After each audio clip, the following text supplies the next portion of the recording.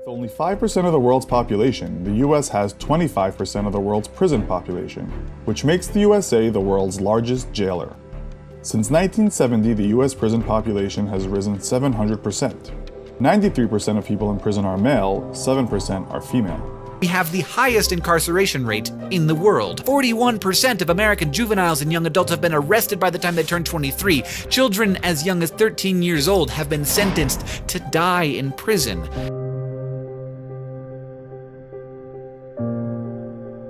We saw a period of politicians running on the promise of cracking down on crime.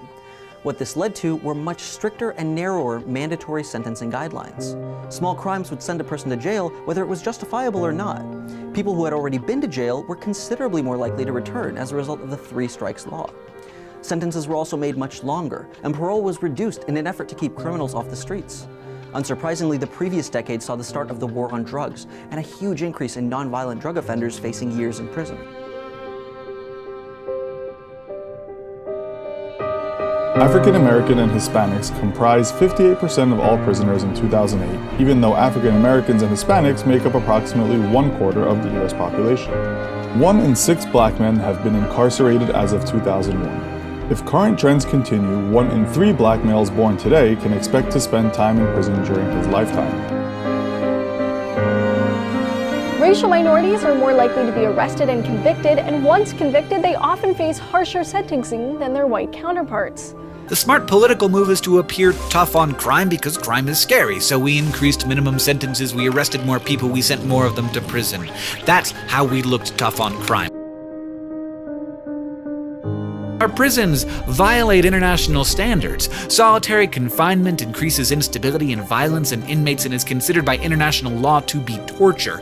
But in America, it's not regulated by anyone except the prison officials. No judge, no jury. Arguably the most devastating form of punishment we enact in this country, and yet there is no appeals process. The US is the only country in the world where more men are raped than women.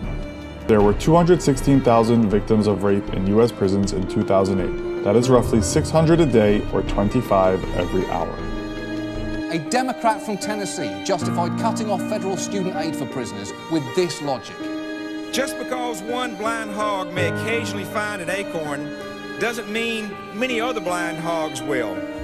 The same principle applies to giving federal Pell Grants to prisoners.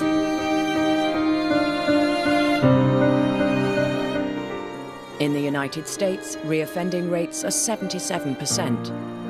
In Norway, it's 20%. An international benchmark helped by prisons like Bastøy, which has a reoffending rate of just 16%. Long prison sentences have helped to decrease crime, but no more than 25% of the decrease we've seen can be attributed to incarceration, and it costs far beyond just dollars. The cost is to people, to our country, to communities, to families, and to ourselves. And it wasn't the hard part, wasn't going to prison, it was getting out and trying to be part of society again. Because at one time I was a contractor, I had 4 employees, 3-bedroom house, blah, blah, blah, blah, blah. And I had to lose it all to realize it was just stuff, but still. Then when you're done with your time, and I discharged my sentence in February 11th of 2011, I got my parole papers signed off. I became a citizen again. I can actually vote. I can actually go in and vote for the president.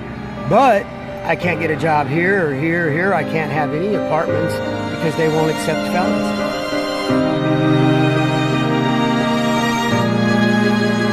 Convicts are ineligible for welfare, student loans, public housing, food stamps, and are often socially disconnected from community and family support structures. So in addition to having high recidivism rates, they have very high rates of homelessness and suicide.